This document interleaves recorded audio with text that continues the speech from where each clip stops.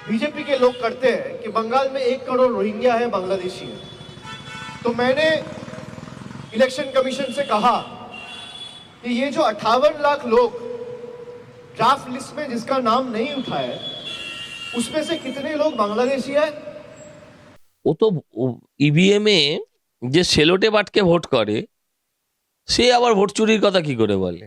अगर document submit करने के बाद भी किसी का केस ओके है और फाउंड ओके में दबाया जा रहा है, क्लिक किया जा रहा है, तो भी हियरिंग नोटिसेस जनरेट हो रहा है। তোলেনি, আঙুল তোলেনি, মিথ্যা কথা, উনি ওই ধাক্কা দিয়ে বার করে দিয়েছে, ঘাড় ধাক্কা দিয়ে বলেছে বেরো, গেট আউট। নতুন বছর সবার ভালো কাটুক, গরু চোর, চাকরি চোর, মানুষের স্বপ্ন চোরেদের তা বাদ দিয়ে বাকিদের সবার ভালো কাটুক। অধীর চৌধুরী একজন ব্র্যান্ড। কংগ্রেস ছাড়লে কংগ্রেস এমনি সাইনবোর্ড, সাইনবোর্ডের কি আর হতে পারে, দুটো লেটার খসে যেতে পারে। ধরো ওই পিসিসি, ধরো সিটা খসে গেল, পিটা তো আগেই সোমেনদা যাওয়ার সময় নিয়ে চলে গেছে। তৃণমূল ধাক্কা খাবে, বিজেপি সমৃদ্ধ হবে, বিজেপিকেই দিতে হবে। হ্যাঁ, কিছু জায়গায় ভারতীয় জনতা পার্টির ভোটাররাও সিপিএম কে এবং কংগ্রেসকে ভোট দেবে। আটকাতে পারবেন না, আমাদের কোনো নেতাও আটকাতে পারবে না, ওদের নেতারাও আটকাতে পারবে না। নমস্কার, ওঙ্কার বাংলায় আপনাদের স্বাগত। আমি আপনাদের সঙ্গে বিশ্বজিৎ, আর এই মুহূর্তে আমার সঙ্গে রয়েছেন বিজেপি নেতা সজল ঘোষ।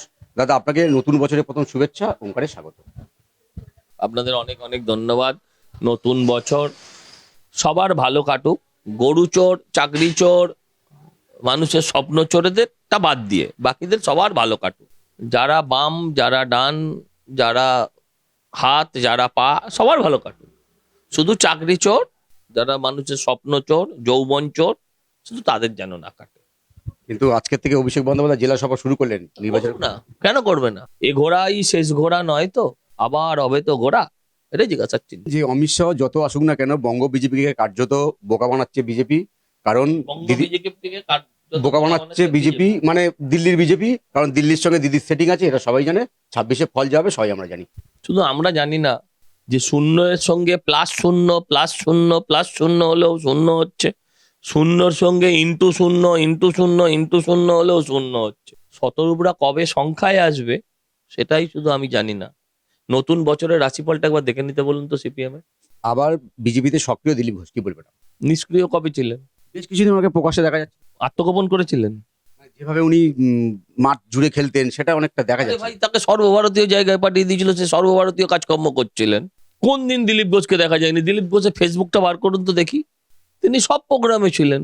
এখন আপনাদের দেখার দৃষ্টিভঙ্গি, কেউ দেখে গ্লাসটা অর্ধেক ভর্তি, কেউ দেখে অর্ধেকটা খালি। এ তো যে যার নিজের দৃষ্টিভঙ্গি, তাই না? এটা নিয়ে আমার কিছু বলার নেই। কুণাল ঘোষ বলছেন যে আগের বার এসে বলেছিলেন 21-এ ইসবার 200 বার, কি ফল হয়েছে আমরা জানি।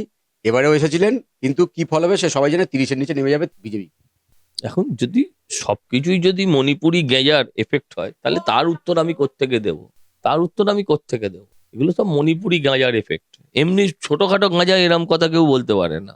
হ্যাঁ, আচ্ছা, মমতা ব্যানার্জি বলেছিল 42-এ বলে কটা পেয়েছিল? 22, অর্ধেক। বলেছিল হয় এবার নয় নেভার, এবারও হয়নি, নেভারও হয়নি। একবার ভোটের পর সাংবাদিকদের এরম করে দেখালেন, বললেন পরের মিটিংটা আপনাদের সঙ্গে রাইটার্স বিল্ডিং এ দেখা হচ্ছে। তারপর হেরে ভূত হয়ে গেলেন, বাড়ি চলে গিয়ে বললেন সাইন্টিফিক রিগিং। তো এগুলো তো আচ্ছা বললেন, চুপচাপ ফুলে ছাপ বলে ফুল হয়ে গেলেন। রাজনীতিতে সব হয়েই থাকে, সেগুলো নিয়ে আলোচনা করুন। কুণাল ঘোষ সেগুলো নিয়ে বলুক, ভালো লাগবে শুনতে। এসব কথার কোনো উত্তর হয় না। কার্যত দলে কোণঠাসা অধীর চৌধুরী। এই পরিস্থিতিতে প্রধানমন্ত্রীর সঙ্গে সাক্ষাৎ করলেন। অনেকে বলছেন হয়তো 26-এর আগে অমিত শাহর সঙ্গে আবার দেখা করে বিজেপিতে যেতে পারেন অধীর চৌধুরী। আপনার কি প্রতিক্রিয়া? আমার কি প্রতিক্রিয়া থাকবে? অধীর চৌধুরী একটা নাম। Adhir Chowdhury is a brand, অস্বীকার করা যাবে না। অধীর চৌধুরী একজন ব্র্যান্ড। আমি জানি না উনি কংগ্রেস ছাড়বেন কিনা।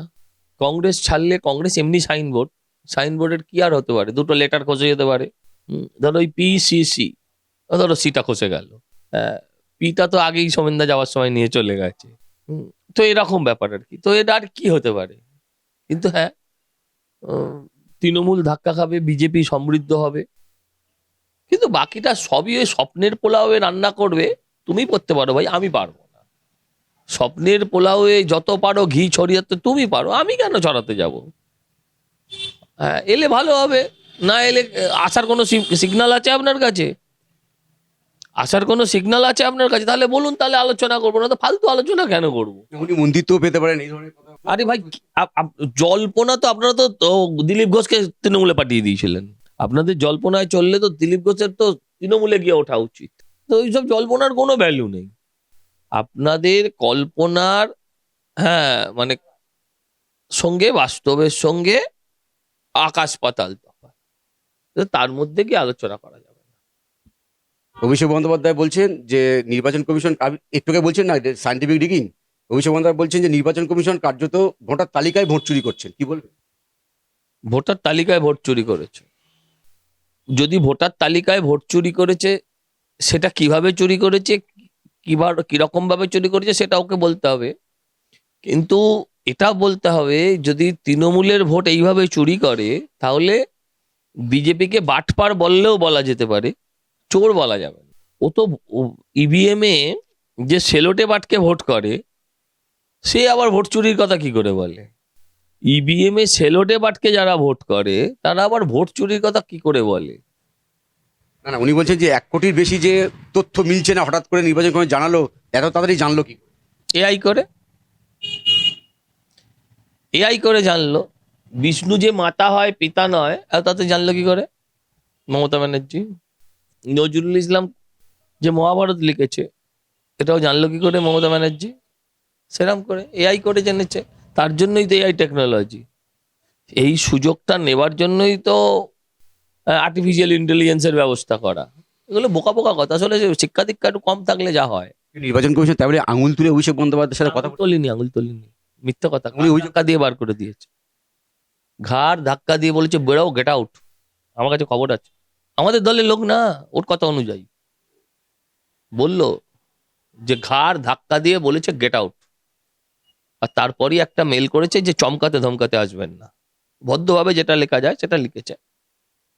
ঘাড়ে ধাক্কা খেয়েছে, সঙ্গে যারা ছিল আলাদা করে জিজ্ঞাসা করবেন, ওই জন্য নিচে এসে তরপাচ্ছিল। অমিত শাহ এলেন, আপনাদের বার্তা দিয়ে গেলেন চাঙ্গা হয়ে যাবেন, আবার ঐক্যবদ্ধভাবে লড়াই করবেন। আর যাই হোক, মানে দিলীপ ঘোষের সঙ্গে বঙ্গবন্ধু যে দূরত্ব নিয়ে আমরা কথা বলছিলাম মিডিয়ারা, সেটার বলার সুযোগ পাচ্ছি না। অমিত শাহ তো এটাই স্টপ করে দিয়ে গেছেন। কি মনে হয় সব সংঘবদ্ধ মিলে ঝাঁপে 26-এ ফল কি হতে পারে? নো স্টোন আনটার্ন, কোনো পাথর রেখে দেওয়া হবে না, সব পাথরই চুঁড়ে মারা হবে তৃণমূলকে তাড়াতে। সেখানে দিলীপ ঘোষ তো একটা বড় শক্তি, তাকে বাড়িতে বসিয়ে রাখা কেন হবে, তাই না? তো ঐক্যবদ্ধভাবেই তো লড়তে হবে, ভোটারদেরও ঐক্যবদ্ধভাবে আমাদের ভোট দিতে হবে। বাম ভোটার, কংগ্রেস ভোটার, তাদেরও ঐক্যবদ্ধভাবে হতে হবে। ডান হাতে যদি নাও দিতে পারেন, চ্যাংমুনি কানির পুজোর মতন, বাঁ হাত দিয়ে হলেও বিজেপিকে টিপতে হবে। তা না হলে ধরে নিতে হবে যে আপনি আসলে তৃণমূলকেই চান, মুখে আপনি যাই বলুন আপনার মন তৃণমূলকেই চায়। তাই ভোট বিজেপিকেই দিতে হবে। হ্যাঁ, কিছু জায়গায় ভারতীয় জনতা পার্টির ভোটাররাও সিপিএম কে এবং কংগ্রেসকে ভোট দেবে, আটকাতে পারবেন না। আমাদের কোনো নেতাও আটকাতে পারবে না, ওদের নেতারাও আটকাতে পারবে না। আমাদের নেতারা তো রোজ মার খায়, সিপিএম এর নেতারা তো মার খায় না, তারা মারের ব্যথাটাও জানে না, অসম্মানটাও জানে না। কিন্তু ওদের কর্মীগুলো তো আক্রান্ত হয় নিচু স্তরে। আমাদের নেতারা মার খেলে তাও 4টে লোক আছে পাশে দাঁড়ানোর, ওদের তো সেটাও নেই।